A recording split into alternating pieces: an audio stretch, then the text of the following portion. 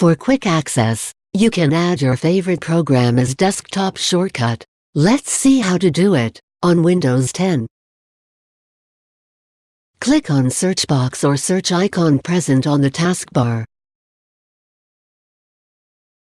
Type the name of program which you want to add as desktop shortcut. Right-click on the program. Click on Open File Location. Right-click on the program file. Place the mouse pointer on Send to option. Choose Desktop and close the window.